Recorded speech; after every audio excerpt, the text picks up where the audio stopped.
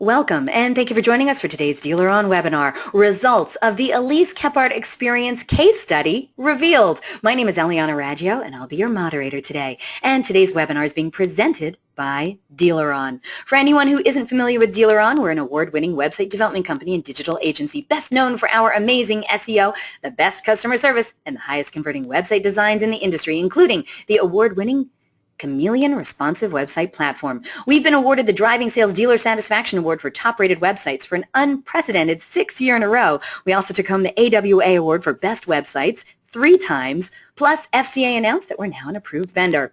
We're still the only company in the industry that offers a money-back lead guarantee program. Do you want to know more? Yeah, you do. You can check us out at our gorgeous brand new DealerOn website at DealerOn.com.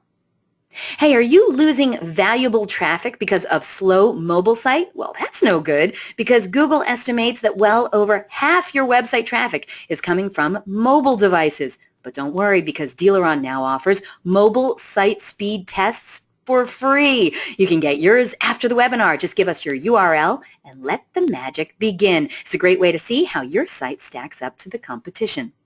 We have a great show in store for you today. We have the one and only Elise Kephart as our presenter today. Elise Kephart is the founder of the Elise Kephart Experience, a company focused on helping dealerships strengthen their process, sales teams, and lead handling utilizing tactics with an emphasis on improving phone skills and utilizing video email.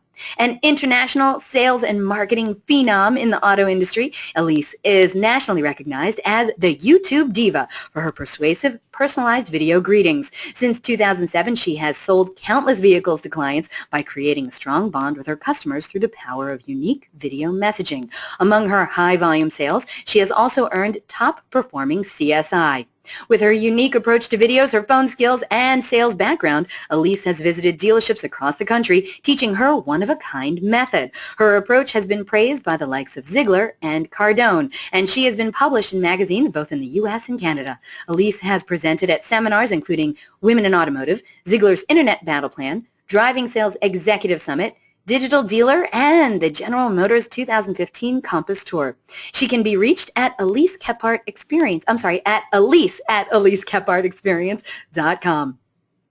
Now, during the presentation, if you have any questions, please use the question feature located on the corner of your screen to submit them. At the end of the presentation, we'll answer those questions of general interest. If we're unable to get to your question live, we're going to try to respond by email later today. Don't forget, a link to download a copy of this webinar recording will also be emailed to you later today for your reference. Feel free to share it with your friends and colleagues. And guess what? Our good friends at the Elise Kephart Experience are giving away a great prize on today's webinar. One lucky webinar attendee is going to win an Elise Kephart Experience swag bag. And then one more of you lucky webinar attendees is going to win the Elise Kephart Best Price Master Course. This invaluable online course from EKX Academy will teach you everything you need to know to overcome objections and win more customers when they request best pricing. This prize is valued at $299, but wow, this is a tremendous prize for you and your dealership. You have to be on the live broadcast to score any of these cool giveaways though, so stay tuned, and who knows, you might be one of the people walking away with an awesome prize today. Also, at the conclusion of this webinar, you're going to get a short survey, so fill it out. We're always looking for quality feedback from our audience, and we want your opinion to be heard. And hey, do you tweet much? Oh, we hope you do, and we'd love to hear what you have to say about today's presentation, so please tag us in it. You can use hashtag DealerOnWebby. I'm at Eliana Raggio. You can also hit up Elise Kephart at the YouTube Diva. We look forward to seeing what you're saying. All right, everyone, let's get started. Let's learn all about the results from the Elise Kephart Experience case study. Elise, thank you so much for being here to kick off our 2018 DealerOn webinar experience. Thank you so much. How have you been? How are the holidays to you? Oh, I'm so glad that it's 2018. But yeah, no, the holidays went good, and my daughter's birthday's in December, and my birthday's in December. Came down with what seems like everybody's getting sick with the flu, but had that. But I'm 2018 is just rocking and rolling. So and look at the gift you brought us today. I love this. And for those of you who aren't prepared yet? Get prepared, because this is filled with so much awesomeness. Elise, let's just get into it. Give everyone the background on when this study started and how you came up with this and everything. Go. I'm ready. All right, so a little bit of background. Some of you may follow me on social media, some of you may not, so I wanted to make sure, for those of you that maybe this is the first time that we've connected, or maybe this is the first webinar that you've heard that I've done with DealerOn. But the background of this case study essentially kind of broke down into, I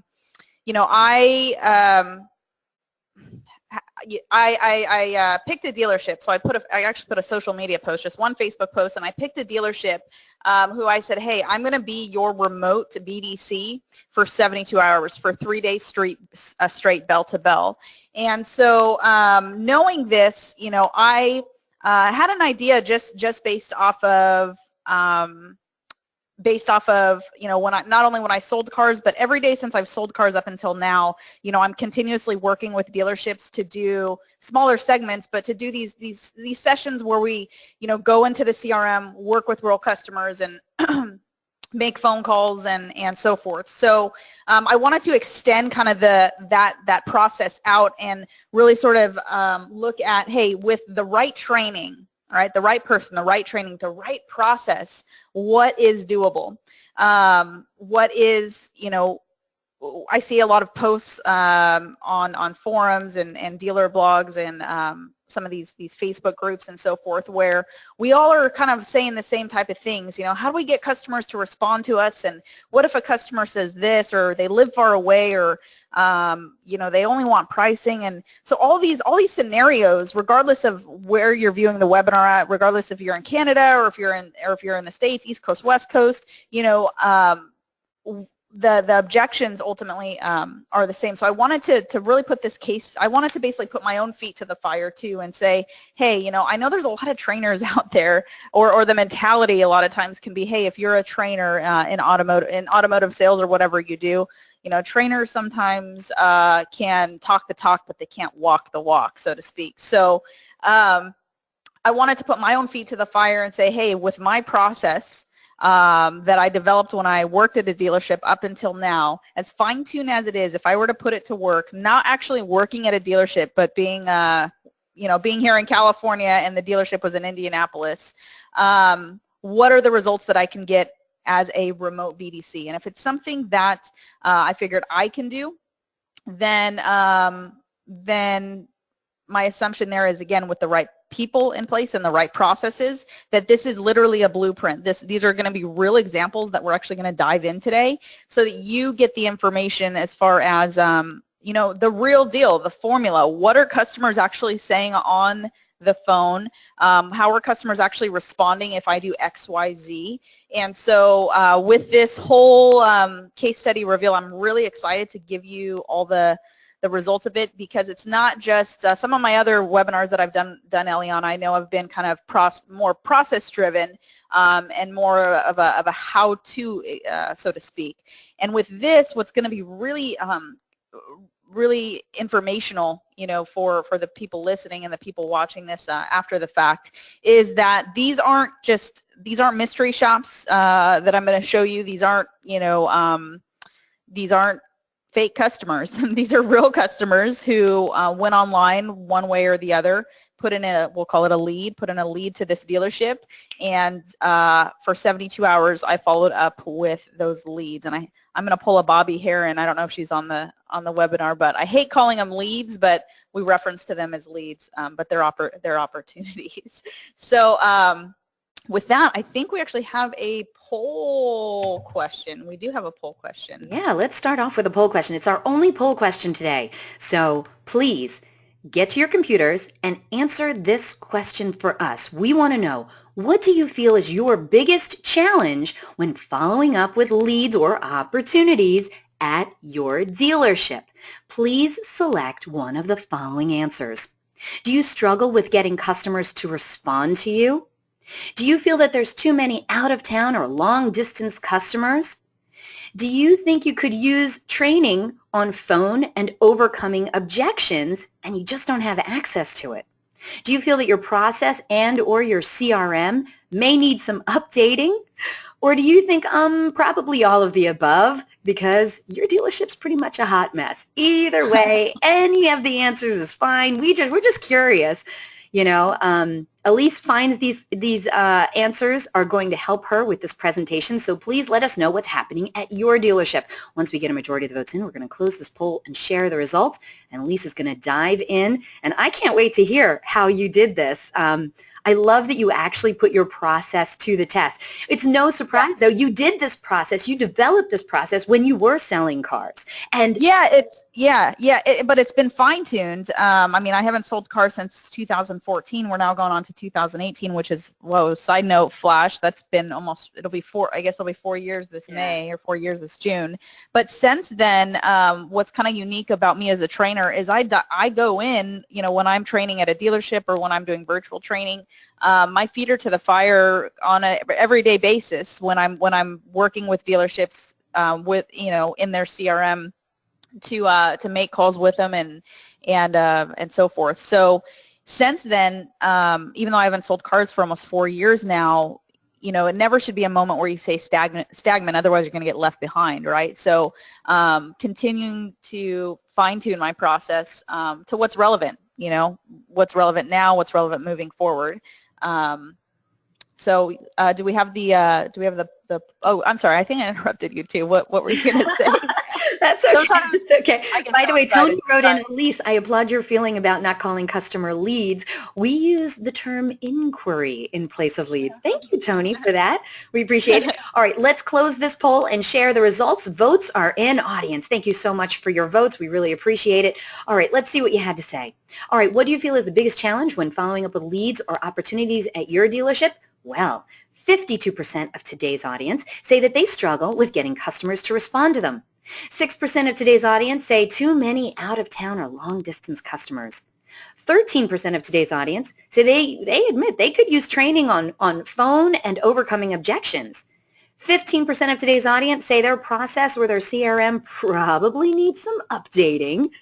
And then the remaining 15%, they're raising their hand. They're saying, you know what? We're a hot mess. We got more than one of these things happening at our dealership.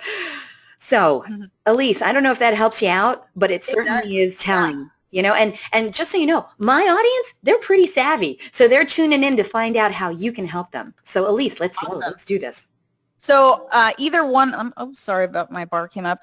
Either one of those, oh, did I go back 2 seconds here? You're going to be fine. So we're going to get through this, Elise. There we go. All right, that was technical. The struggle is real. The struggle is real. So regardless of if you, well over the majority of you, I think you said 50, 60%, over 50%, 60% of those that are on the webinar today struggle with getting customers to actually engage with them, right? To actually respond. And it's always been this thing that's kind of boggled my mind, and maybe some of you are automotive nerds like me and think about this kind of stuff. But when you get an opportunity or you get an inquiry that pushes into your CRM, you have to think to yourself, that customer took the time out of their, what we would think is somewhat of a busy day, to put in their email address and their information. And they didn't have to do that, because if you've ever done this, hopefully you have, because this really helps you put things in perspective. If you've gone on your own website, or you've gone on a third-party website, and like you're doing research on a vehicle, there's so much information out there with pictures and Carfaxes, that you typically can download for free, and all these other additional third-party websites where you can get a lot, as a consumer doing research on a vehicle, you can get a lot of information for free without ever having to actually take the time to punch in your name at minimum, sometimes not even your name, which we're going to go through a little bit later today on some of these leads that I got. And at minimum, they took the time to punch in their email address. So knowing that, when you get an opportunity like that, if your biggest struggle is, hey, getting customers to respond to me, you need to go into it, with a no fear mentality, of the sense, if I get a customer that pulls into my CRM, I have to assume that they didn't have to type in their email address. They really didn't. They could have gotten whatever, something sparked them to type in their email address, and that's like knocking on your door, right? That should be a knock on your door. So really going into your follow-up plan, your follow-up process, to where you want to have, we're going to dive into this a little bit deeper, but you want to have consistency and go into it with a no fear mentality of, with the right process and the right personalization to this process as well, and giving value to the customer, then then they're not going to get upset at me for following up too much. So we're going to talk about a little bit later today as well, following up too much based off of these results. So these are the tools. These are the tools that I use. So I've any CRM really works, but this, just putting it out there, was a Dealer Socket CRM. Real quick, a note on the CRM, it doesn't have to be Dealer Socket. Again, whatever CRM that you have at your store. I've always said kind of switching a CRM is, I've never been through a divorce and I don't plan on it, but I've heard it compared to being divorced, which is, it's going to cost a lot of money to switch CRMs, and you don't necessarily know that the other CRM is going to get you everything that you need. A lot of times it's not the CRM, it's how am I utilizing the CRM. So if you have a CRM currently in place, I probably could have done this even on just a very bare minimum CRM system, but it was Dealer Socket that I used in this case study. I also used, this is crucial, I also used video email, and I used the BombBomb video email platform, which, if again you follow me on social of any types and means, you probably know I'm a little obsessed with BombBomb and video emails. I've been obsessed with video email since 2009, since I have sold cars, but I use that in integration with Dealer Socket. So we're going to go over that a little bit later as well. Fire templates. So Fire templates are, these are all customized templates by me. So I installed them. I had them pre-written out. I don't like the word templates in the same way that I hate the word phone scripts. When I say phone scripts, you think that you have to be scripted. When I say templates, you think of these canned responses that don't even sound like a real human being wrote them. So my Fire templates are customized. They were customized to be able to do the right follow-up process in the most efficient manner. And as far as phone calls, I just had my iPhone. I used my iPhone to actually make the phone calls and do my video emails. And then Talk Options is a software platform. Our good friend Jerry, Mr. Jerry Tebow owns it, but I use that to, we're going to go over in this process. If you've seen any of my other webinars before, when you're making multiple attempts, it allows you to change up your area code so that you're calling from a different phone number. So I use that. All of these tools is essentially the ingredients, I guess, other than myself, the ingredients that I used in this case study.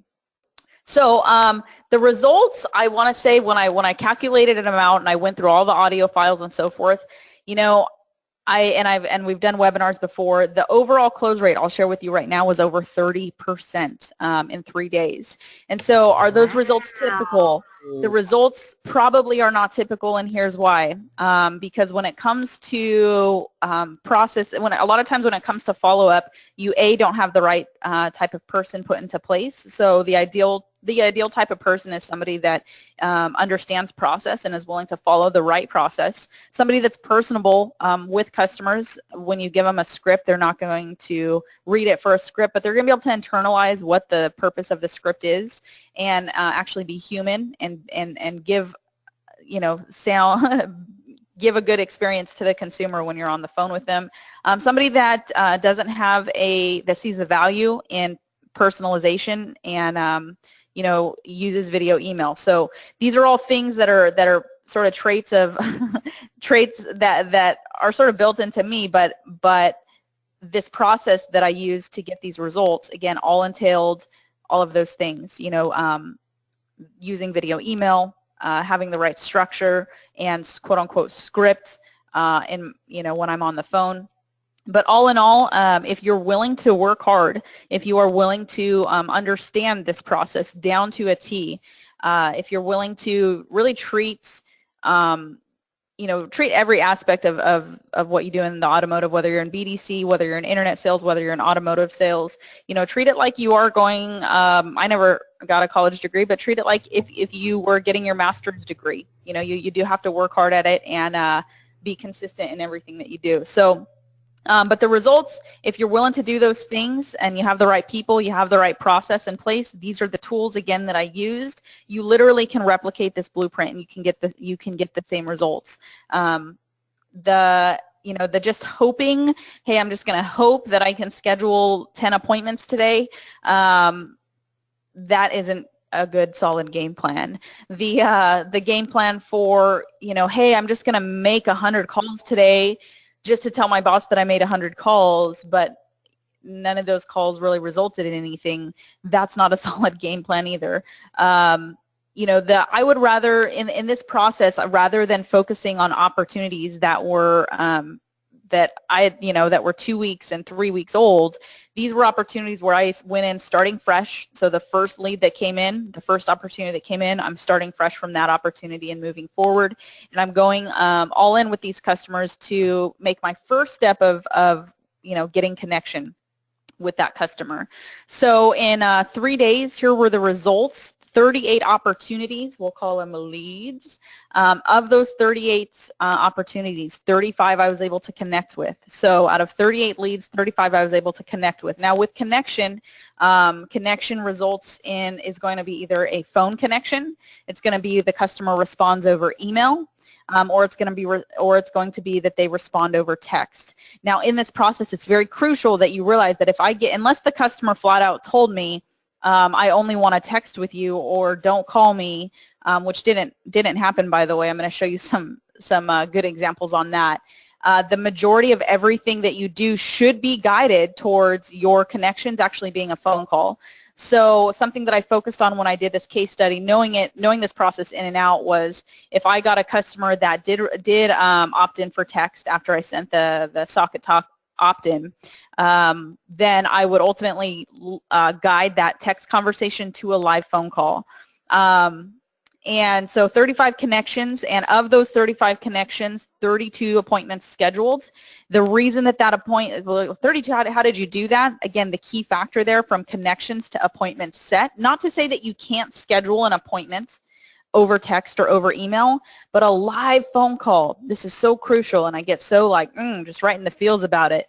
A live phone call is, you're going to know when you say something on a live phone call, the customer responds back, right? They say, because it's a live conversation, in that moment of any objections that might be coming up in their head, versus utilizing this case study. When I did every step in this process, I knew that if I make a video email, or if I did a video email or ask for an appointment just over email or over text, not to say that I wouldn't get it, but I wouldn't nearly have even touched 32 appointments set.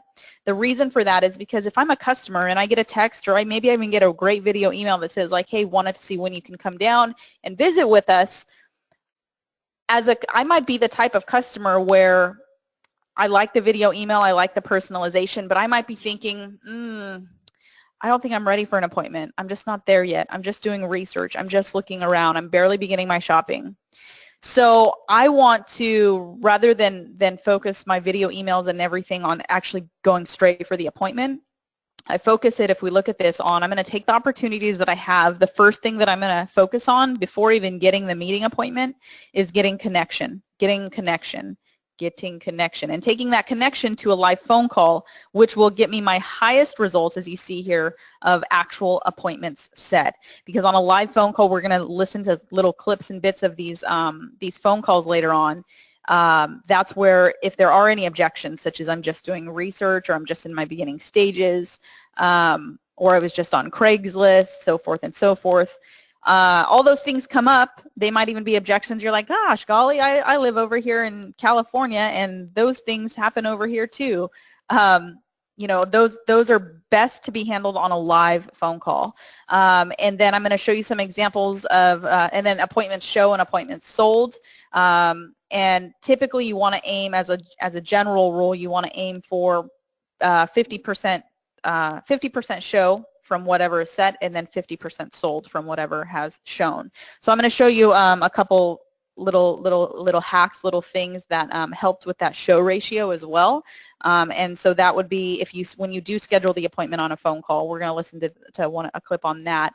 After making that, having that live phone call conversation, not just scheduling the appointment, but having a video, creating personalization, creating value to the customer to actually say, hey, thanks so much for speaking with me on the phone, and wanted to make this video to go over your appointment time, so forth and so forth. So I'll show you some examples on how I got these results. But this ultimately are things that if you don't have a process put into place currently, these are things you should be looking at. These are things that you should be jotting down, tracking, to help find your specific weaknesses and strengths. A lot of you on that survey poll earlier had said that you struggle with getting connections. So if that is your biggest struggle, so if you are writing out these same bullet points from leads to connections, and your connections are very low, then I would look at my leads and look at, well, why are my connections low? How many times did I call the customer? Is there a consistency there? Is there a process put into place? Did I utilize video, email? These are all things, again, that help me got the connection rate as high as it is, the appointment set, show, and sold. They all tie in together. So the first thing that I did when I got an opportunity with this, this was an independent dealership as well, to put that in perspective. So it was only pre-owned vehicles. So that was actually a little bit easier for me in the sense that if objections do come up, if you're at a new car franchise, sometimes you need to know how to handle the objection of, well, what would my lease payments be, or what's could I get 0%, or what special financing do you have on the new F-150? At an independent store, you aren't asked those same objections, but you still are asked objections, maybe on what my payment's going to be or how much money I'm going to need down, which we're going to play some examples of that a little bit later. But the first thing that I did, this is literally the blueprint. This is where you want to start jotting your notes. Is I would leave I would call the customer from my office line, and if I got their voicemail, then I would leave a voicemail. So I'm going to play, this is an actual voicemail that I left to a customer. I'm going to play it here. You're going to see the script, or the verbiage essentially that I'm saying on the voicemail. And if you were to go through the hundreds of calls that I made and look and listen to all my voicemails, even though even though I've said it so many times, you have to say it like it's your first time saying it, because to the customer, I knew that this is going to be the first time the customer's hearing my voice. So this is like the first, you ring, right? You get the voicemail. I encourage you to look at your voicemail structure. What are you saying in your voicemail? Is there a solid call to action? Is there a solid reason for your voicemail? So I'm going to play this voicemail back here. Let's see if this works. And, let's see here. Oh, Eliana, you're gonna not like me. I'm not gonna like you? Well, let me see if it's not playing, so I'm wondering why. Okay, here it is. Hello, good morning. My name is Elise Timberlake over here at Indie Auto Man. Wanted to reach out to you in regards to your online research. It shows here you were doing on Craigslist for information on a 2009 Range Rover Sport. I did have a few questions for you just to make sure I get you all the information that you need to help further your research. Do me a favor and bring me back today. My direct line here is 317 area code 707-6258. Again, 317-707-6258. It's right about lunch hour here on Monday. I'll be available for the rest of the day, and I'll connect with you a little bit later as well, just to make sure that we speak soon. Thanks so much. Bye-bye. All right, so let me go back to that. Oh goodness, hang on. Of course. It did sound like you didn't do that 100 times. So let's go to, we're going to go back to where we were here. Apologize for that. Okay, so going through this, with the voicemail, if I broke down this voicemail and I kind of broke down the algorithm or the bullet points of it, I am, first of all, Elise Timberlake. So why is she saying her name's Elise Timberlake? Well, first off, if you know me, you know that my second husband is Justin Timberlake. I don't know when the webcam was up earlier if you saw. I have like a 3-foot giant painting behind me of him. But I knew if I used my name, my real name, Elise Kephart or Elise Adami, not that anybody would do this, but I assumed the customer who was shopping for a car maybe would Google my name, and I didn't want them to Google my name and then see that I'm an automotive trainer that focuses on video, email, and helping car dealerships improve their internet sales processes. So I used Elise Timberlake, a name that is under the radar a little bit. So I'm introducing myself, saying my dealership name, and notice what I'm doing here. I'm not going for the appointment in my voicemail. So I'm not saying, you know, hey, wanted to see when you wanted to come in for a test drive, or I'm not saying, hey, wanted to see what questions you had for me in my voicemail. I'm making it, you know, with the solid structure of giving them a reason on why I need to connect with them. So my reason here is, you know, hey, I had a few questions for you just to help you with your research from what you were doing on Craigslist for this, you know, whatever vehicle it was. That way, when they hear this voicemail, and you're going to see this repetitive message, when a customer hears this voicemail, it's not, again, if I were a customer and I heard, well, wanted to see when you want to come in for a test drive, I might think, well, I'm not ready for a test drive. And so there's no purpose for me to call this person back at this dealership. Or, you know, wanted to see if you wanted to have had any questions. I might be a customer. I go, you know what, I don't have any questions right now. So again, as a customer, I might not call you back. So with your voicemail, it's like with this message, it's crucial that you understand. You know, you're not in your voicemail. You're giving the customer a reason to call you back. You know, hey, I had a few questions just to help you with your research. And then at the end here, I share my information back, and I close it up with. And you have to. This is really where your personality. You have to have the right people in place who understand that you can say something in two different ways and it can come off in a completely different manner. So with this last statement, you know, hey, I'll be sure to connect with you a little later. I'll be sure to follow up with you a little later as well, just to make sure we speak soon or just to make sure we connect.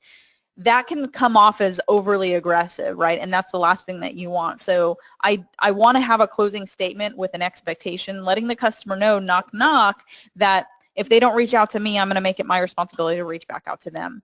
And so this literally was just one of the many voicemails. But if you went through if you go through all the audio files, this voicemail is pretty consistent in the sense of what, you know, the only things really kind of changing out is maybe the customer's name, the type of like where they were doing their research on, or it might have, you know, depending on if the customer was inquiring about a vehicle, or for example, I think there's another clip here that I'll play where they were interested in selling their vehicle or trading their vehicle. That's how the lead had come in. So that's the blueprint formula on the voicemails. I did this consistently. So this is the first thing that you really want to grasp if you're trying to, you know, blueprint out this process, is mastering your voicemail and putting those key ingredients of giving the customer a reason to call you back, and also closing out with that expectation that you will continue to follow up. So I'm still in phase 1 here. So just so you understand what I did in this case study was phase 1 is still day 1. The lead comes in fresh. I've just left a voicemail. Now I'm going to send a video email. And this is very easy to do. You can do it from your smartphone. You can do it from a webcam. The key is consistency every time. Consistency every time. Because if you're going to be sticking to a process and you want these results, it's a formula, right? You don't want to just send a video email for this customer and just do it for this customer. It's all about consistency. So using, you know, I did a video email for every customer. Every single time, a personal video email. And so here is an example of that I'll play here in a moment. And I'm going to go through kind of the guidelines of my video emails and what I used as part of this case study to get the customer engaged. And you know, your video email, essentially, it's crucial that little hint here, hopefully you jot this one down, is, you know, when you're doing your video emails, the most successful method in making your video emails is that you have a you're not, again, your video emails are guided with the strong call to action really towards a phone call. So I'm not trying to sell the truck or sell the vehicle over a video email necessarily. I'm really trying to, like I said, my first step is knowing that if I want to get that phone call, I need to get the customer's attention. So this video email that I'm about to play here, just to give you some background, because these are real scenarios, and I know that this happens not just at this dealership. I know for a fact, and you will agree with me, I guarantee 100% of people on this webinar today are shaking their head yes when I'm going to make this statement. This was a customer who did not have a phone number. So there was no phone number to the opportunity. This was email only. Email only, no phone number. And to top it off with a cherry, there is another one that I'll play later that didn't even have a name structured to it. It didn't even have a name to the lead. It came through just as without a name. So I'm going to play this video email, this next video email. Again, this was an opportunity that leads to an appointment down the pathway. You'll see kind of more of a detailed breakdown on the PDF download that Eliana has provided as well. You should have it in your little window popper. So I'm going to play this video email. The customer's name was Matt. The lead came through with some specific questions too. So again, this was a customer that did not have a phone number, and the lead came through on a pre-owned Ford Explorer, and the note said, "Could you put a tow hitch on the Explorer?" So notice what I'm going to do here in this video email. I'm going to play it back, if it will play back for me. Fingers crossed it plays. Hey there, my name is Elise Timberlake over here at Indy Auto Man. I'm the customer care manager. Just wanted to reach out personally with a video to thank you for going online. And it shows here, it looks like you're doing research on what came through as a 2011 model Ford Explorer. I didn't see a phone number to reach you at, but I had a couple quick questions just to make sure that this is the right vehicle that you were asking about. I know you had some questions about the tow hitch as well, and I wanted to connect with you in regards to that. As far as tow hitches in general, again, I want to make sure this is the right vehicle. We do have a company that can install a tow hitch, but I just had a few questions for you just to make sure that that all my ducks are in a row and that I can properly get you all the information that you need. Again, I only saw an email here. If you could do me a huge favor, I'm a real person here at the dealership over here on the email and computer. If you can give me a ring back, the number here, you should be able to click to call below. It's going to be 317 area code 707-6258. It's right about lunch hour here Monday afternoon. I'll be here till 7 o'clock tonight, and I'll connect with you and shoot off some additional emails a little bit later today, just in case you don't watch this in time and just to make sure that we connect. Appreciate it again, Matt. Thank you so much again, and look forward to helping you out. Bye. Okay, so with this particular opportunity, you heard me say it in the video email, which again is, hey, I didn't have a phone number to reach you at. So if we look at a lot of times how this opportunity is handled, under the same real scenario, the customer's name is Matt. There's no phone number to the opportunity. We see that the customer, Matt, is the vehicle came through as a pre-owned Ford Explorer, and we see that he had questions about getting a tow hitch installed that come through in the general notes, and there's no phone number. So a lot of times the way that we see this lead handled is traditional email, which is just words that says, "Hey Matt, yes, we can install a tow hitch, and we have this vehicle available. When are you available to come by? Thanks, Elise." And that's normally how we see this opportunity handled. And then we sometimes get a response, or sometimes, a lot of times this is what happens, we don't get a response from that. And you're like, well, I answered the guy's question and I asked for the appointment and I haven't heard back from him. So that's the reason for, sorry about that, my bar came up, for the video email. I know that my strongest way to get an appointment is going to be to get this live phone call. So I did not have a phone number for this opportunity, so I couldn't leave a voicemail. But I sent a video email, and you'll notice very similar bullet points to what I said in my video email. what I say on voicemails, or what I said on voicemails if the customer did have a phone number. In this particular example, I used the I think I was out of Post-its that day, or you see that I have a little scrap piece of paper there with the customer's name. So let me see if I can rewind this here. I have the customer's name, something that I know is going to grab his attention because he was asking about a tow hitch on an Explorer, and then I have the word click play. Now, I normally use Post-its. I have gifts. Apparently, I was out of Post-its today, so I just tore up, and wasted trees and wasted paper there. But when the reason that I start my video off like this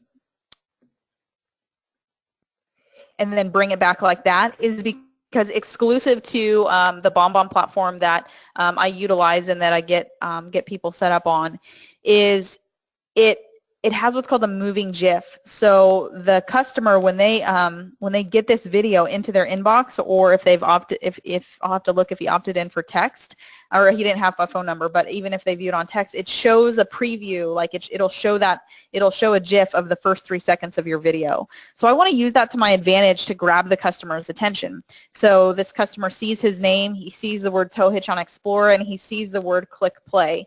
There also typically is a red bar over the video, like a watermark that says click play, but this is just the raw video file that I downloaded in this case. But again, this was used with DealerSocket, utilizing the BombBomb video email integration that I set up. And the key points of this video email, again, to take away, if you're jotting down how do I get this blueprint, is I'm putting in my call to action, not to be for the appointment over video email, but my call to action to get the live phone call. And so notice what I said there, rather than just saying like, hey, can you call me? I didn't see a phone number. I gave him a very specific reason. I say, hey, it shows here it looks like you're doing research on this Ford Explorer. I know you had some questions about the tow hitch. I just want to make sure to get you all the accurate information, make sure that the vehicle's right as well, just so I can get all the ducks in a row, provide you with all the information that you need. I didn't see a number to reach you at, but hopefully you can see that I'm a real person here. My number is listed below, and I'll be in the office till X time tonight. I'll reach out a little later as well to make sure we speak soon. So what's kind of cool about this is every CRM kind of has their own tracking as well. But on the back end of BombBomb specific to this video, since it was BombBomb as the how I made the video essentially and put it into DealerSocket, this is kind of cool too. So I'm able to not only show you can see that I obviously viewed it here earlier today, but it shows, when you're going to know when the customer actually watched it. So, and it'll tell you by what device, and it'll show you how long they actually stayed on the video as well. So from this, for utilizing this example, this customer, Matt, under the same blueprint, what I would do for every customer, this is assuming, again, most of your guys' weaknesses, which is, hey, how do I get this customer on the phone? So after the video email, I send what's called a confirmation receipt. You've probably heard me talk about this maybe in the past before. The confirmation receipt is, it's essentially a drop-down. It's a template that is put into your CRM. These are all part of my drop-down templates. And just like phone scripts, like I said earlier, I really don't like the word templates, because you think templates and you think, I don't like templates because they aren't real. They don't sound like somebody would actually speak. A lot of them are very, very formal, versus the way that we speak isn't necessarily, if it's going to be a template, here's my guideline for that. You want them to read.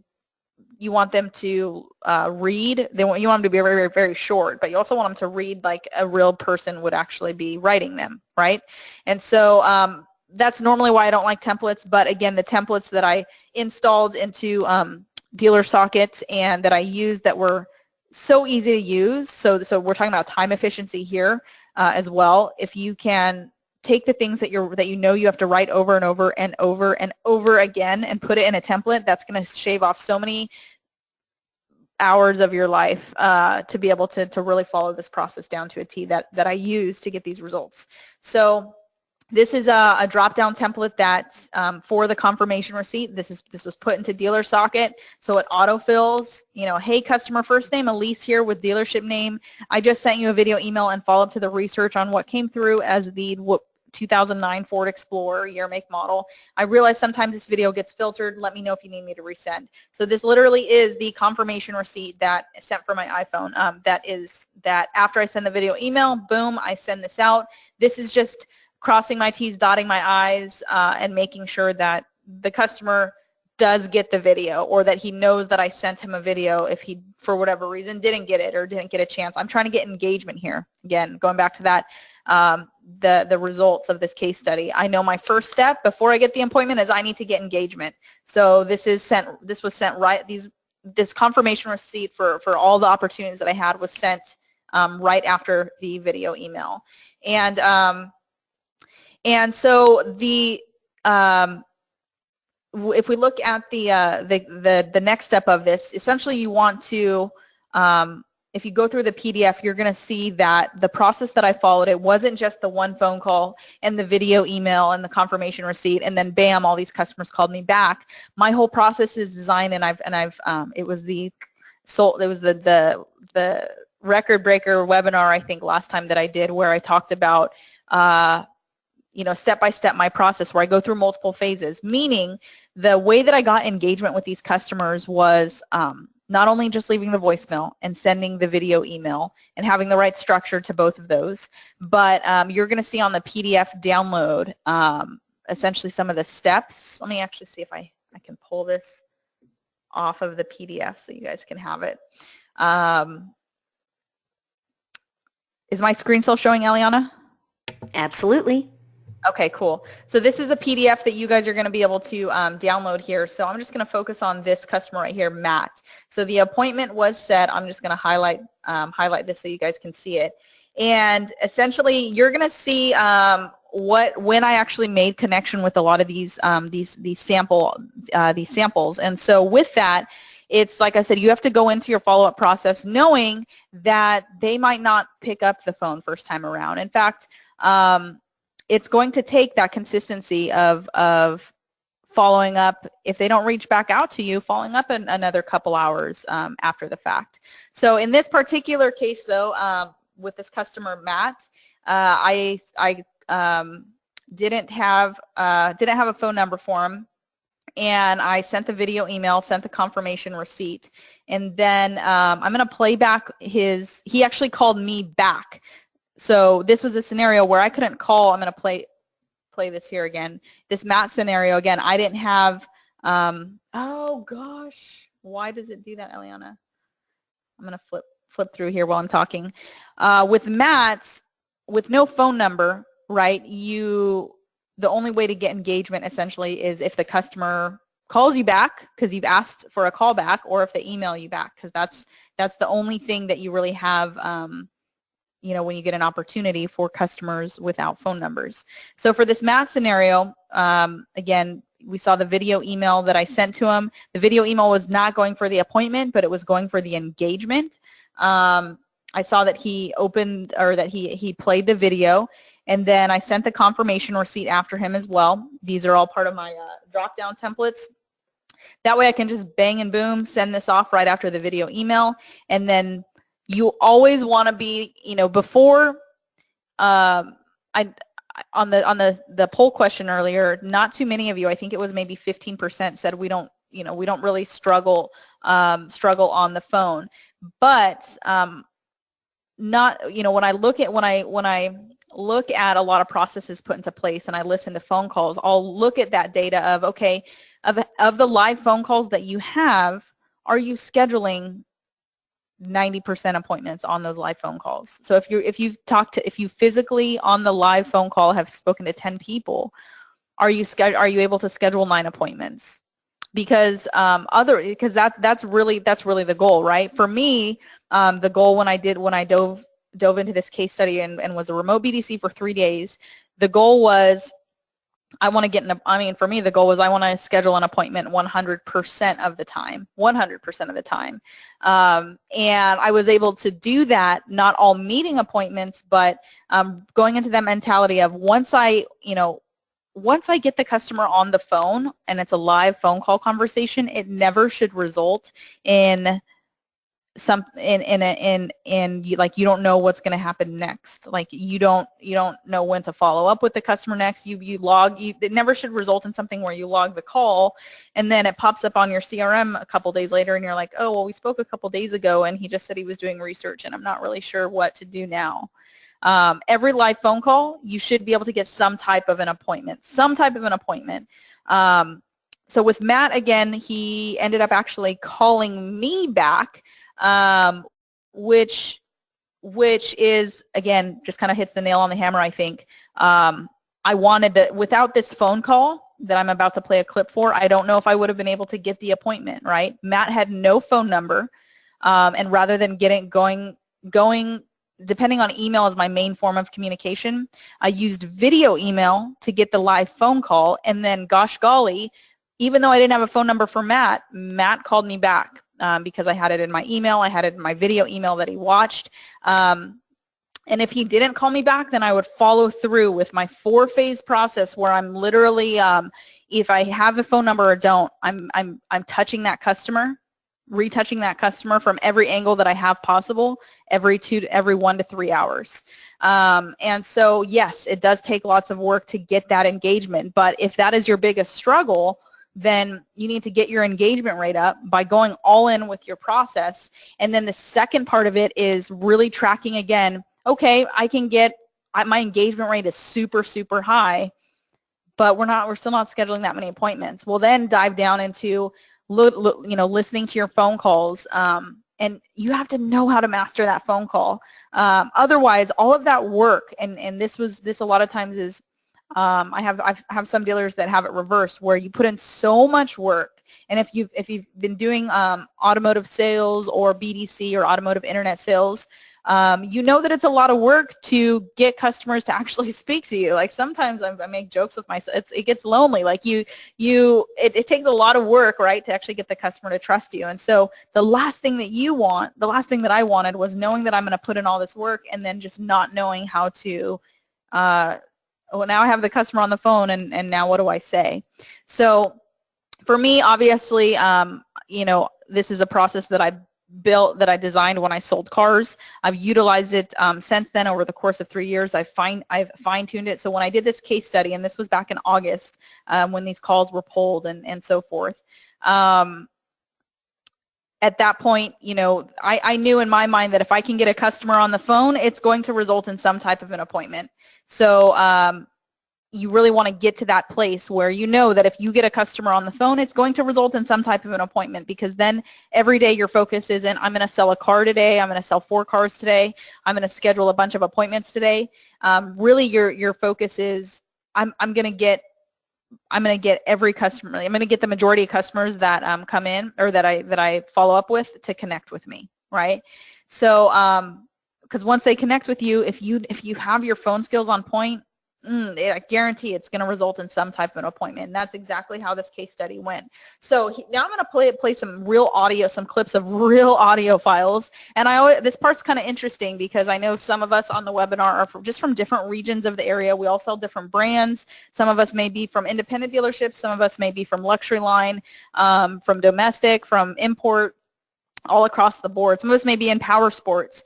And a lot of times when I do training, they go, oh, Elise, no offense, but, the customers here in Miami, no, they're not the same. Like a lot of them live far away, or a lot of them want best pricing. A lot of them won't do this. A lot of them won't do that.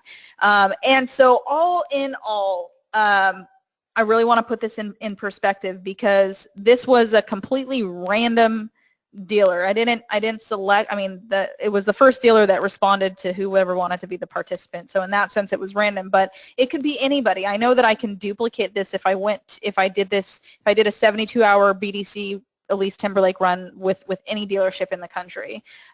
Because customers, regardless of where you're located at, regardless of your brand, regardless of really what you sell, customers kind of say very similar things. They all sort of say the same objections, but the key to objections, the key to understanding this is knowing that when it comes to, I always like to ask, okay, how many ways can a customer, word an objection?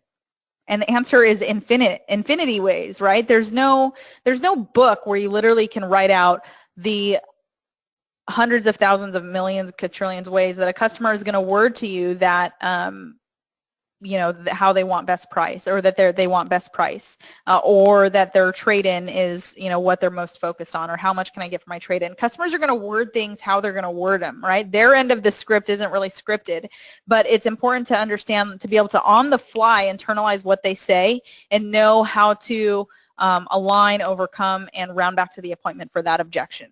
So on this next part, this was Matt calling back again. I'm going to play the audio file. You're going to kind of see the verbiage here on the screen as well. So this is important. This was when, this is a clip of when a customer calls you back, right? So when they call you back, even if it routes to your cell phone, make sure that in the same way, if you've ever done any phone up training, you want to have a positive greeting. You don't want to be like, hello, like you're talking to your buddy, but if it's a work call, right, you want to have the proper initial greeting when you're picking up the phone call. So it's going to sound like this.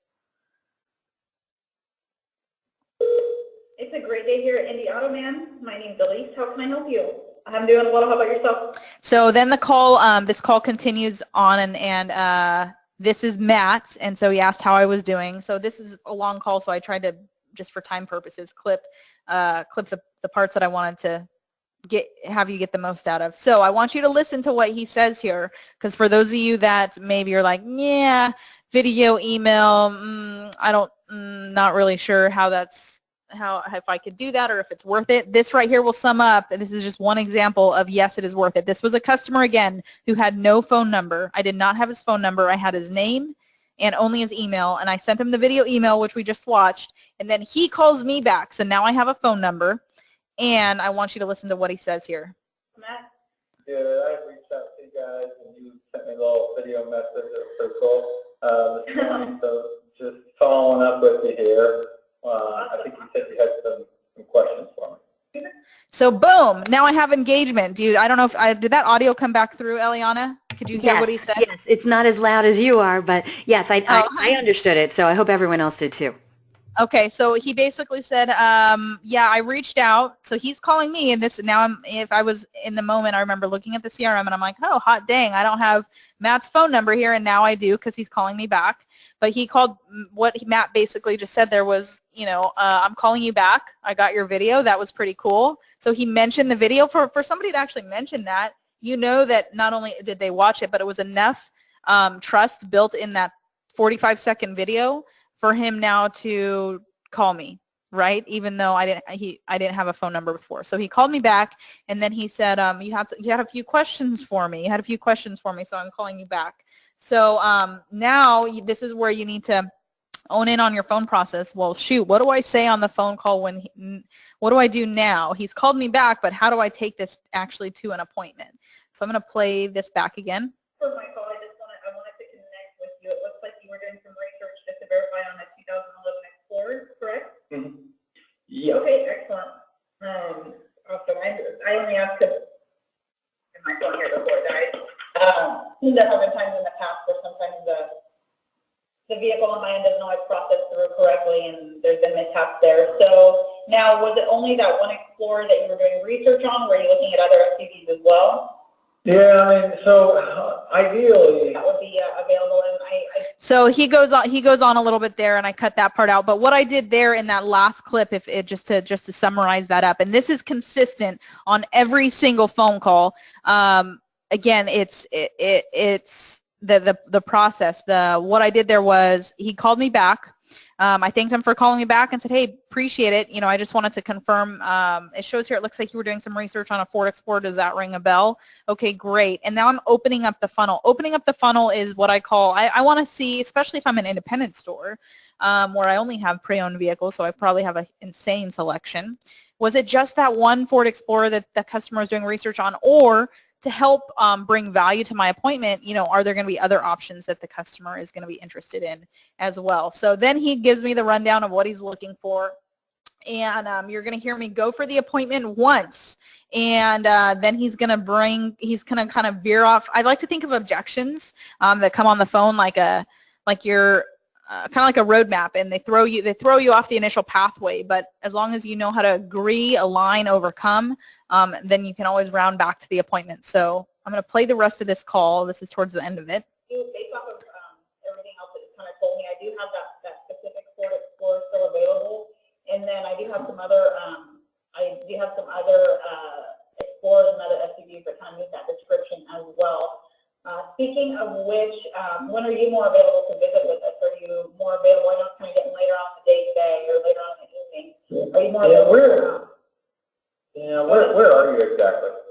So with that, I know sometimes with so then from there, I clipped this out, but I explained to him where we were, and then I rounded back because then he said that he's busy with work. So whenever I get the, hey, I got work, or I'm super busy, I mean, ask yourself, ask yourself this: is that the first customer that's told you that they're work and that they have work and they're busy? Probably not. I mean, customers may have worded it different ways, but for the most part, a lot of people, a lot of people have jobs and daily lives, and a lot of people are busy, and a lot of people will share that with you. So whenever so what I'm going to do here is, when I go for the appointment, I'm going to kind of use that as a way to schedule my appointment. So let me play this clip back, and I'll explain. with work schedules and everything like that, other customers that I've spoken to sometimes later on in the week or the weekend on Saturday works best. What works best for you with your availability? So what I did there was, a lot of customers that I speak to, I know are super busy and have work going on. So usually the weekend works better. Does Saturday or Sunday work best for you? Or does Friday or Saturday work better for you? So what I'm doing there is I'm letting the customer know, like, hey, you're not the only one that, that like a lot of customers in your same situation who have work and are busy usually have scheduled it on these days, right? It's kind of bringing some, it's putting in perspective when you're talking to the customer. So that's how that Matt conversation went. And again, this was, I don't want to say it's the worst type of opportunity, but this was an opportunity, again, if we backtrack it, that had no phone number and only a name and email address. So it's the follow-up tools, utilizing my 4-phase process, utilizing that video email, as you saw that he actually even mentioned on the phone call when he called me back, was the missing puzzle piece to actually get this phone call. And then again, if you were taking this phone call, would you know how to round back to the appointment if they just asked, where are you, or can I call you back, or my work schedule's busy? Do you know how to overcome that on a live phone call and have the confidence to be able to round back to the appointment? So this next one, this is a customer that's these leads that were coming in through the CRM. If I recall, that it was through some type of Craigslist something. So a lot of them didn't have a name. So when I'm calling these, this one had a phone number, but I don't even have a name. So normally when you call somebody, you can say, hey, is Eliana there, or hey, is John there? But I don't even have a name in this one. So I'm going into this one pretty blind as well. I don't have a name. I don't have a stock number. All that I have is an email address and phone number, and that they were on Craigslist. So that's some pretty broad information, and I'm going to share with you snips of this real phone call again on how to take it down to an appointment. Okay, just so you know, a lot of people are saying that they really can't hear the recordings very well, but it's great that you're telling people, what is being said. So you might as well just go right and do that, because we're, even though I can hear it, I have very strong headphones, but not all people are in that situation. So maybe just tell people how it went. Yeah. Okay. So this one, that when I called in, or when I called the phone number, and this, if you look on the PDF guide, this is another thing where I didn't get the customer first time. They didn't pick up first time. I had to go through the follow-up process, the 4 phases a day, to actually get this customer to pick up their phone. So again, it's, to get to this point, to get to this live phone call, it was the whole breakdown of utilizing the proper voicemail, video, email, confirmation receipts, calling from multiple lines, and knowing that, being prepared at all times to, when I get the customer on the phone, that it's going to result in something like this. So I won't play back the audio on this, but this was a customer that had no name. So rather than go into it, hey, is Eliana there? I kind of went into it with a little bit of humor, and I think it was let me see if this was a female or male that picked up. Hello.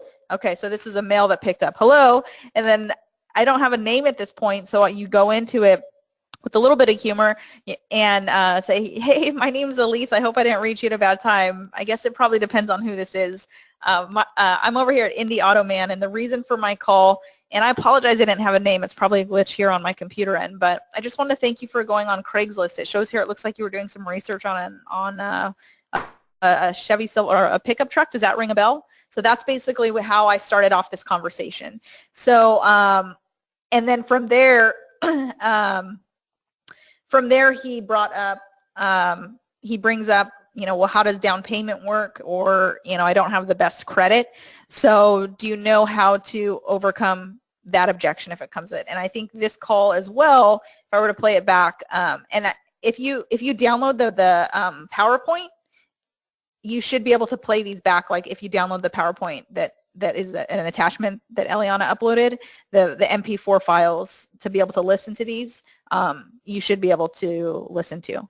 So knowing how to overcome the credit situation, knowing how to overcome if they live a little bit farther away, and if they live a little bit farther away, what I use in this case study and that obviously works is when you get an objection like that, hey, you know what, not a problem at all. A lot of customers that I speak to that live in the Chicago area, I know with just the distance and so forth, usually the weekend works a little bit better. So finding a way to where you're not acting shocked and surprised that this is the only customer that's giving you that objection, but you're utilizing that to your advantage and saying like, hey, I've talked to a lot of customers kind of in the same boat or in the same scenario or from that area, and this is usually the plan of action that usually works best. So knowing again how to handle these objections when they come up. So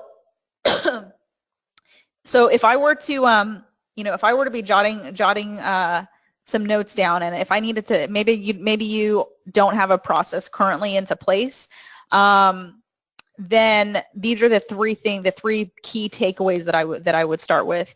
After this webinar, after this session, I would start jotting down when I'm talking to customers on the phone, really tracking like how many appointments I'm scheduling, and if I'm not able to schedule a meeting appointment and I can't get a tentative appointment, is every phone call ending in some type of appointment where it's a, hey, not a problem, I'm going to go ahead and make note that we spoke. Let's go ahead and plan on reconnecting at this time. Does every customer have some type of an appointment to it? And what are customers saying? Like, what are the objections? This is the best way to really get familiar with how to overcome things that throw you off the path. What are customers saying that throw you off guard? Because you should eventually be able to realize that they're to a certain degree, they're very similar. They might just be worded, again, infinite amount of ways. But jotting down what customers are saying so that you can study those and know, okay, when a customer asks a question like this or gives me an objection like this, how am I going to agree with that customer, overcome it, and round back to the appointment? And knowing, again, just knowing without even thinking about it, just having your skill set down on the phone to where you can obliterate all objections and you know how to overcome objections on the phone. And then to even get to that phone call, man, you have to follow up like crazy. You have to go all in. If you have to use every tool in your toolbox as far as ways that you can communicate with a customer, and throw out any excuses of, oh, they live far away, oh, I don't have their phone number, oh, they want best price, oh, they have a question about this tow hitch, and I don't have their phone number. You can't get frustrated at that, at situations or things that may not be in your favor. Utilize those things that aren't in your favor and let it motivate you to know that most automotive professionals at other dealerships are going to kick that lead to the curb. But I guarantee if you follow this, literally, if you follow this blueprint and you're willing to study it, as I mentioned, study it and go all in with it, then the results are that you can duplicate. You can duplicate these. Again, if you're willing to put your head down, study it, master it, implement it, then you can get these same results. So with that, I think, is it time for our prize Is it time for our prizes? Yeah, we're running late. All right, audience. And just so you know, we have some wonderful questions that came in from the audience. So we're going to have to, like, you know, get through those questions as quickly as possible. All right. So audience, if you were here earlier, then you heard me at the beginning of the webinar announce that our good friends over at Elise Kephart Experience are giving away great prizes on today's webinar. I'm going to turn on my webcam. So if you, Elise, you can turn on your webcam, by the way. Okay. Just so you know, the first thing we are going to be giving away is the Elise Kephart swag bag. So, Elise, real fast, what are we giving away? Like T-shirts and pop-outs and stuff like that, right? Pop sockets. So let me turn on my webcam here once I get to this. Pop sockets. So if you, a lot of you probably from the introductions this morning, use BombBomb with me already. If you don't, then a pop socket is going to allow you to hold your phone up. I'll show you it in a second. No, you don't have to show it. We got to get through this. Come on now. I got to give away prizes. And then I got these shirts made, and I'm really like OCD about T-shirts. Like I like them to be soft, so I got this really nice soft T-shirt material. And they say long emails suck. So because that's long email sucks. So I'm gonna hook you up with that, and I'm gonna send you that to your dealership, to your mailing address, wherever that is. So if you win, we need you to quickly tell us what dealership you're from so I can give you a proper congratulations, and then don't forget to give me your mailing address. And Elise, I'm still not seeing your webcam on if you get a chance. All right, here we go. First question, and like I said, this is for the Elise Kephart swag bag. Good luck, everyone. Here we go. Oh, I love how you're already, JR, I see you. He's already telling me his shirt size. All right, here we go. Good luck, everyone. How many ways can a customer ask for best price? Oh, let's see. Oh my goodness, I got to scroll up here. Let's see. First person to answer correctly was Dan Green, unlimited, or we would have also accepted infinity. Congratulations, Mr. Dan Green. You are today's winner of the EKX swag bag. Dan Green, making it official, putting your name on the sheet of paper. Now what I need to know is what dealership you're from. Dan Green is from the Robert Green Chrysler Dodge Jeep Ram. Congratulations, Dan Green. You are going to be getting an EKX swag bag in the mail as soon as you send me a mailing address so we can get that out to you. That prize is going to come directly to you from EKX headquarters. So, Dan, congratulations. You're already a winner. Guess what? You can sit out the next question. Now, just so you know, everyone, you got one more chance to win, and this prize is a doozy. Let me tell you. You are now playing for the Elise Kephart's Best Price Master Course. This is an online training course direct from EKX Academy. It's going to teach you everything you need to know to overcome objections and win more customers when they request best pricing. And let me just tell you, I took a quick look at it. I don't know, it has like 60 or 80 or 100, I don't even know, different modules inside that one training course. It's valued at only $300. And let me tell you, this is invaluable. You're definitely going to want this. So good luck, everyone. This question is not easy. I hope you were paying attention and took good notes. Good luck. What did Elise say is crucial to include in your first initial video email? What did Elise say is crucial to include in your first initial video email? Let's see. Oh, there it is. First person to win, to get the correct answer is Kathy Hensley. Correct. She had the correct answer. It was a strong call to action. A strong call to action to get them on the phone. Congratulations, Kathy Hensley. That's exactly what she said was the correct answer. Kathy Hensley. Oh, it's official. Hot dog. Kathy, where are you from? Your prize is going to be coming direct from Elise Kephart. I know Kathy. I got her on my phone. I know Kathy. Yeah, I'm excited. I'll send you some additional courses because I know she has a team of good people over there. So. Kathy, congratulations. She's from Master Buick GMC in Augusta, Georgia. Congratulations. Oh, Kathy says, yeah, she's your stalker. Congratulations, Kathy. You have won a tremendous prize from our good friends over at Elise Kephart Experience. Now, by the way, all you other people, I know if your name isn't Kathy Hensley or Dan Green, you aren't a winner. Guess what? I wasn't either. But you know what? We give away cool prizes every week. So come on back to another DealerOn webinar, and that could be the day you win a great prize on the DealerOn webinar. For right now, though, big congratulations to Dan Green and Kathy Hensley on their big wins. And of course, we got to thank our good friends over at Elise Kephart Experience for their incredible generosity. So thank you so much for that. Okay, everyone, let's get to your questions. Have you gotten in your questions yet? If you haven't, you better, because Elise has to go and do another broadcast with Bomb Bomb after this, so we don't have it for very long. So Elise, I'm going to ask you to fly through these questions as quickly as possible, okay? Please put up the slide with your headshot and your contact information so people can get in touch with you directly if, in fact, we don't happen to get to your questions today. Okay. First question. A lot of people had questions about your close rate. I believe you went through it, but just to be sure, Ian, for instance, wanted to know, is the 30% close rate within the 72 hours, or is it 30% close for leads received in that time? And then John wanted to know, how did you define close rate, and what was the close rate of the store prior to your study?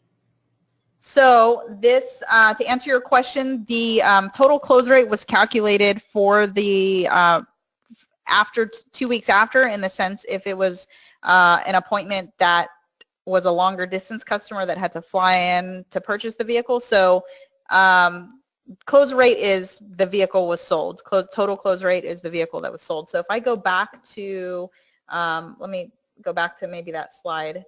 And as far as previous close rate, I actually don't have that off the top of my head, but I can, if you maybe jot a note in the notes for Eliana, I can get you the prior close rate. Typically, the average, the industry average is at about 10% as an industry average. So going back to the results of this here, so I can kind of show you how this was calculated.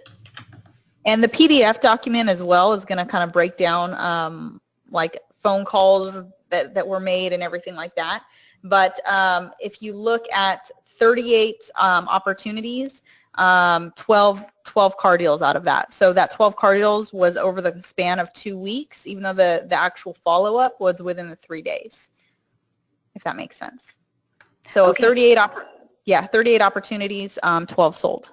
That's excellent, by the way. That was awesome. All right, Ian, John, if you have a follow-up question, please send it in. All right, next one is from Tom. Tom wanted to know how many phone attempts were needed to get 35 connections. So that's going to be on your PDF, but it was an average of about 70 phone calls a day. The phone calls, though, wasn't just calling people randomly. It was calling them multiple times. So if I'm calling a customer 3 or 4 times in a day, that's 4 phone calls. Got it. All right, Tom, thank you so much. Great question. Okay, next question comes in from, one of our winners today. Which, by the way, to answer to that is the phases that I sort of talked about, making those multiple attempts. So rather than, if I had to make 70 calls, I don't want to just call 70 customers, right? I want to focus on maybe the 10 opportunities or the fresh opportunities that are coming in, and follow up with them 4 times a day until I get that connection. And just so you know, everyone, Elise told you about it earlier, but you can still find the recording of Elise Kephart's actually award-winning, right? Yeah. I know, it was nice, right? Broadcast that we did that talked about the Elise Kephart Experience 2.0. Go to DealerOn.com/webinar, and then go to the bottom, and underneath the 3 upcoming webinars, you'll see another link that says, did you miss a webinar? Do you want webinars on demand? So click on that. It's going to take you to our archives, all right? And from there, you can do a search for all of the Elise Kephart webinars, but look for the one that says Elise Kephart Elise Kephart Experience 2.0. And you'll be able to listen to the whole thing and hear exactly how many phone calls, what time of the day, what you say, the templates, all that stuff. You can hear it all, or you know what? You could just call her and hire her because, she's the bomb. Okay, so just so you know, we'll do that. All right, next question comes in from today's winner, Dan. He says, do you have demographic information on your customers' names? I'm looking through the case study now, but it would be great to get a better idea of who these people are, age, demo, occupation, etc.? I would have to get in touch with, I don't know if Victor's on this call, but get in touch with the dealer and see if I can pull that, or if I would be able to pull that information. I can tell you it was an independent dealership in Indianapolis, and before doing this case study, whenever I aliased my name, it used to be Chang because I kind of wanted to stick to the Asian theme, but this particular area, the owner told me to come up with a less Oriental name. So if that gives you any kind of background on just the type of area, I guess, where the dealership was located and so forth. No, I think that's so funny, that story. But I like the name Timberlake better than Chang. So Chang no longer exists. It's Timberlake. Timberlake's working for you. All right, Dan, thank you so much for that question. All right, next question comes in from Sarah. Sarah says, when you show the total lead number, does it include bad leads with incorrect contact information? No, it does not. So bad, and there is a bad lead is, I only consider a bad lead when the customer says like, oh, that wasn't me, that wasn't, take me off your list. When like it's confirmed that it's not a legitimate lead. So that is axed out of here. Okay. Sarah, thank you so much for that question. Excellent observation. All right, next one comes in from John, who gave us an earlier question. He says, these are impressive results. However, 38 leads in 72 hours at a dealership in a major metro area seems rather low. Were you handling all the incoming leads? No, I wasn't. So you were just like an extra person in their already existing BDC? Right. Okay. John, thank you so much for that. Okay, next question comes in from Dan. I don't know if I should ask this question. I don't think I'm going to ask your question, Dan, but thank you so much for that question. What is it? I want to know now. What? I just said I wasn't going to ask it. All right. No, Dan said it's okay. All right. Thank you so much, Dan. You knew it was spicy when you sent it. Okay. I want to know. You're going to have to tell me, Eliana. I want to know what the question is. Tell me after. Or ask me. All right. I'm ballsy. Let's just put it this way. Okay. Dan asked, he said he noticed that the dealership that you worked with is not a DealerOn.com website. And to be honest, she didn't do this whole exercise just for me, but he wanted to know, what you thought the quality of the website, how that factored in to your process. Do you think it helped or hurt, or do you think it had no impact? I like to look at it where whatever type, this could have been any store anywhere. And I mean, even if I did this again today, any store anywhere, I'm not looking at the types of, I'm not looking at, the website stats or I just know that every dealership has opportunities that come to them, and taking the opportunities that you have and maximizing the results out of them. So to answer your question on if it matters on that, either I'm not looking at how many people were on the website that converted to actually filling out an active form. I'm looking at, of the people that took the time to fill out some type of form, how am I maximizing the results on those? So it doesn't matter. Yeah, I didn't look at it. I didn't look at any of that. I would, and I like to go into it just knowing, regardless of my situation, regardless of if let's say my website's from 1992 and I only get 10 opportunities a month, all the more reason that I should be able to wholeheartedly be able to just go all in with those 10. Taking the opportunities that you have, whether it's 40 opportunities, whether it's 40 opportunities, 10 opportunities, 100 opportunities, and maximizing the results. Right. I think a better vendor might get you more leads or opportunities, but there's still opportunities and you still have to make the best of them. So thank you so much, Elise. All right, Dan, thank you for putting me on the spot there. Let's not do that again. Okay, next question comes from Tracy. Tracy and I had a nice discussion about this. Tracy says, I love your microphone, Elise. After the webinar, Okay. please tell me what info on the type of microphone because it's so pretty, please. And I told her I also have microphone envy. So can you tell us real quick who your microphone is from? It's a Rode mic. Yeah, it's just a Rode mic with the Rode stand, and that's it. I don't have anything else on it. Okay, there you go, Tracy. I hope that helped you out. Okay. Yeah, I don't know the model, but if you Google Rode podcast mic, you'll see it come up. And Is it ROAD or RHODE? RODE. ROD. Okay, there you go. Now we know, Tracy. Now we know. Okay, next question comes in from Sherry. She says, we don't have webcams or commercial phones to be able to do video email without jeopardizing coordinator's personal identity. How can we translate this to email? Ugh. So you actually, to answer your question, when you use BombBomb with me and you can integrate it with DealerSocket or with your CRM, the customer's never going to know that you're sending it through the CRM. So however you normally send emails or normally send texts, everything goes through the CRM. So you use your phone itself to record the video and upload to the BombBomb server that I show you how to do, and then it feeds right through your CRM. So that privacy of the customer, like nothing is connected essentially to your to track back to your cell phone.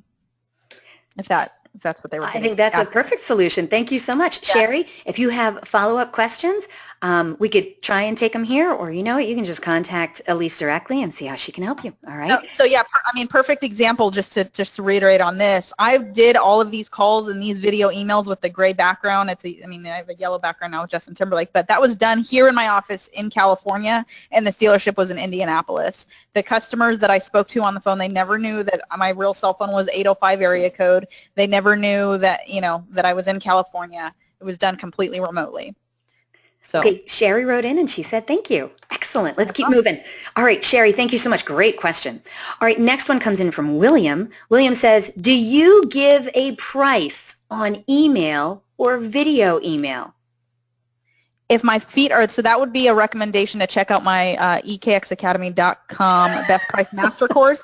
But if my feet are to the fire, then I will do a video email quote. And my feet are to the fire meaning the customer is very detailed upon what they want, or I'm on the phone with the customer and I can't overcome that best price objection. Mm-hmm. But if it's just a normal like, hey, send me a quote or, e-price button somewhere on your website, then I'm going to treat it just like that Matt call where it's like, hey, I wanted to make sure this is the correct vehicle. I had a few other things for you just to make sure and get you accurate pricing. So to answer your question, if my feet are to the fire, then I will. But otherwise, I use video email as a way to take that best price or send me a quote opportunity to get them on a live phone call. I like it. All right, William, great question. Okay, Tracy, you're still on the call. I know you are. Dan looked it up for you. He said it's called the Rode Podcaster, and it's about $200 on Amazon. So if you're interested in getting that cool microphone, let's all look into that, okay? Let's see. Next question comes in from Kathy. Kathy says, Eliana, I need you to ask Elise, how much is it to install her scripts into the CRM VIN solutions? I actually paid for the scripts. I just want to find out how much it is to install her scripts, and maybe others would want to know too. So I have a total of 640 drop-down fire templates. With installation, it's $5 a piece. Wow. All right, Kathleen, thank you so much for asking that great question. All right. Tony, great question. Elise, how do you feel about management confirming the appointment? That will help with your show ratio. Absolutely.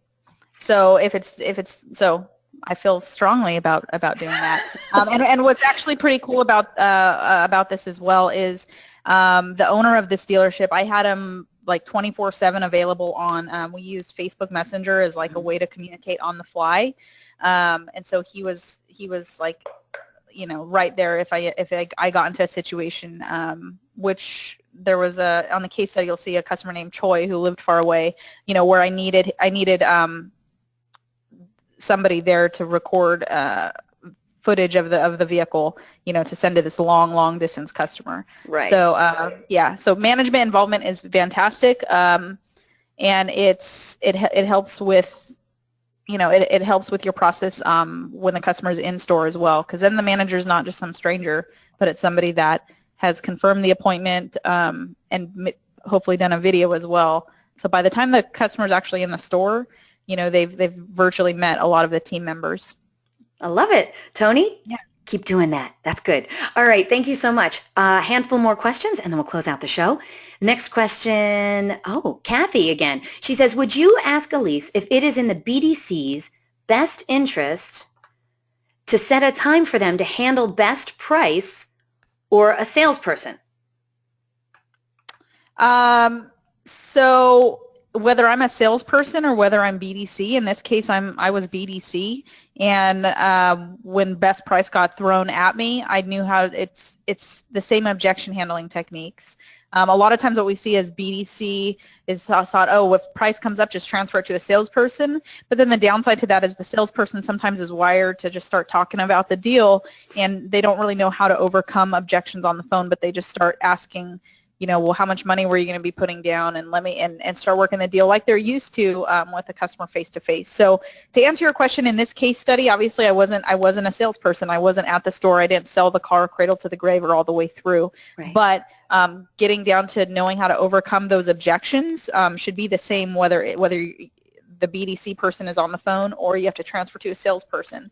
Only as a last resort should it really result into actually working the car deal. By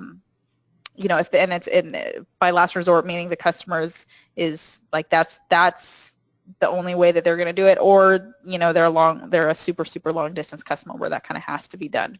But hopefully that answers your question. I love it. Actually, that leads us right into our next question. Thank you so much for that one, Kathy. Next question comes in from Eric from Albuquerque, Brad Francis Dodge. He says, how did you deal with long distance customers? So with long distance customers, what I did was I focused the first step on getting engagement, getting the connection, then getting to the phone call. It typically wasn't until on the phone call where I knew that they were a long distance customer, and I would still even go for that appointment. Well, hey, a lot of customers kind of from the Chicago area, usually the weekend works better. We even have the ability to pick you up from the airport if you want to fly in. And then from there, that's a situation where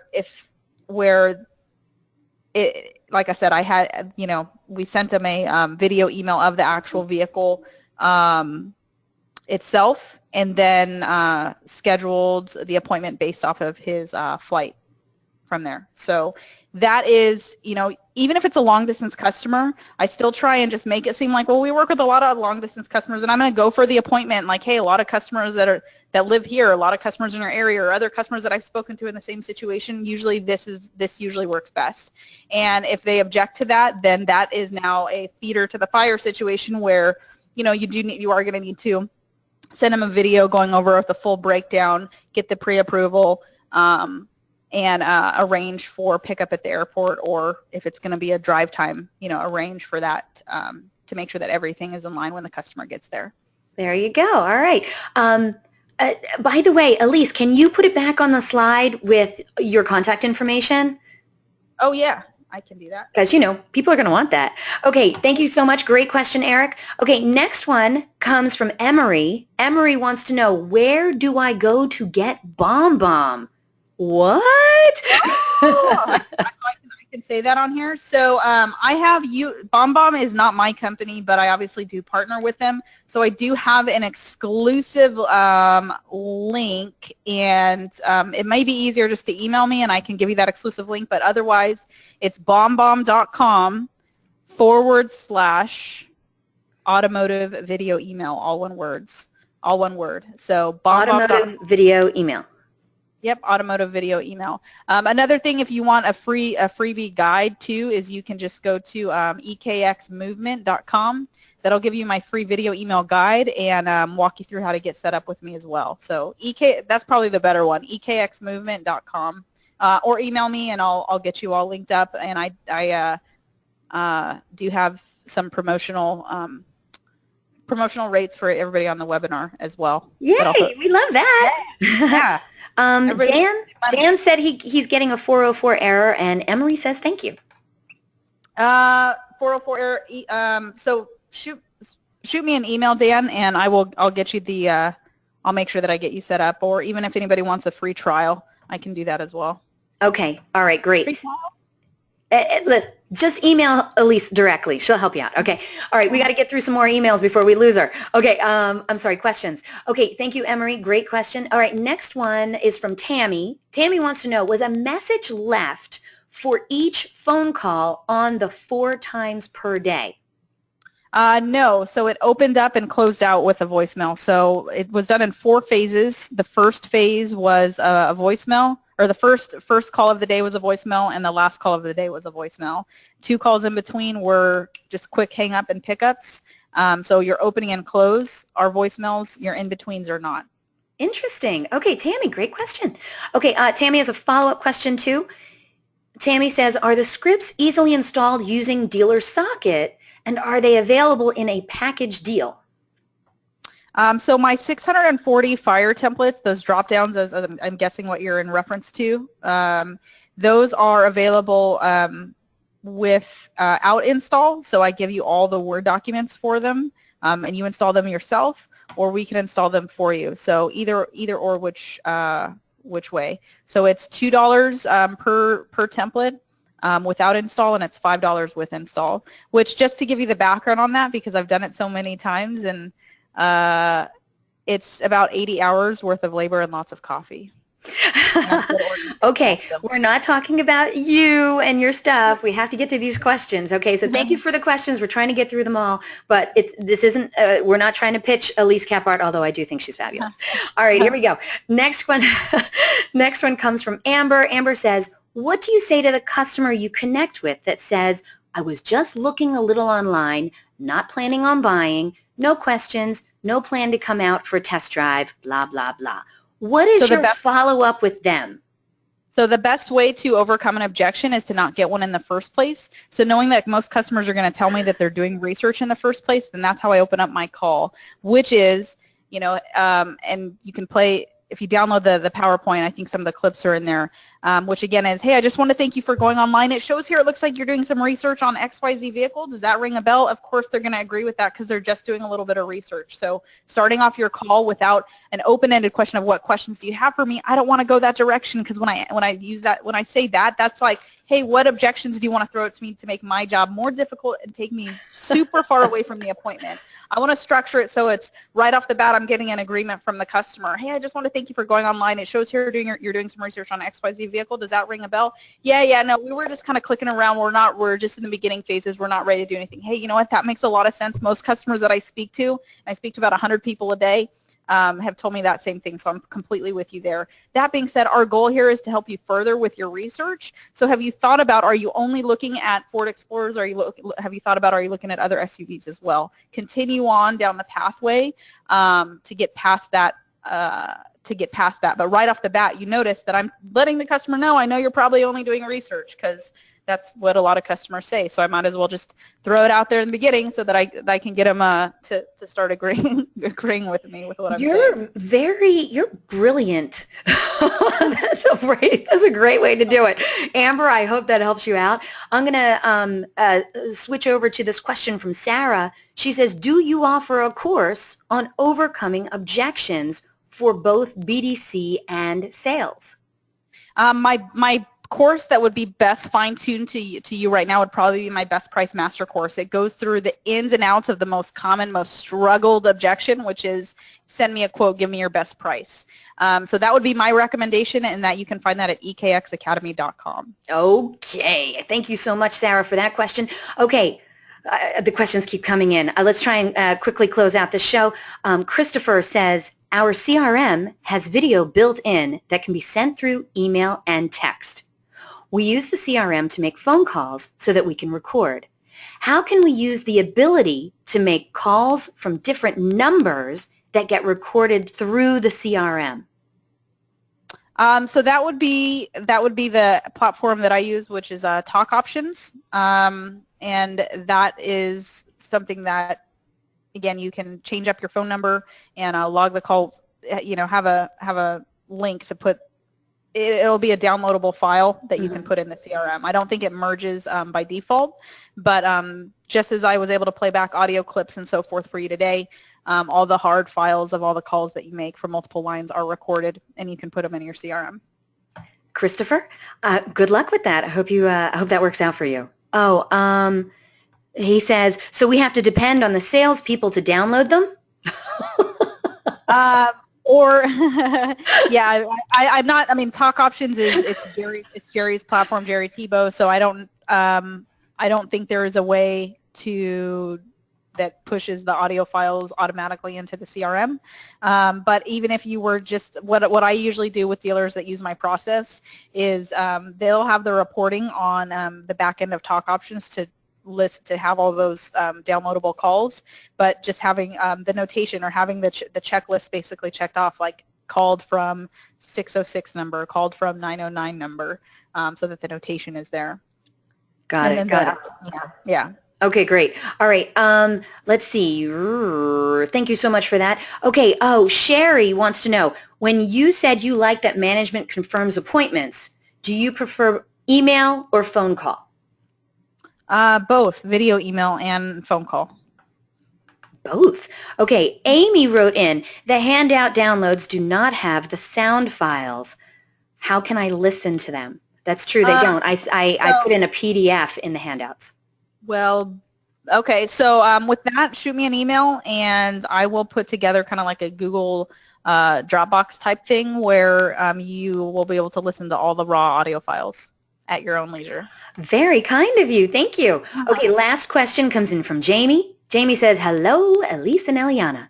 I'm from Ubelor and Sons in Jasper, Indiana. We have multiple rooftops, and we often run into situations where the vehicle of interest is the only vehicle the customer will consider, and it's not available because it's sold or whatever else.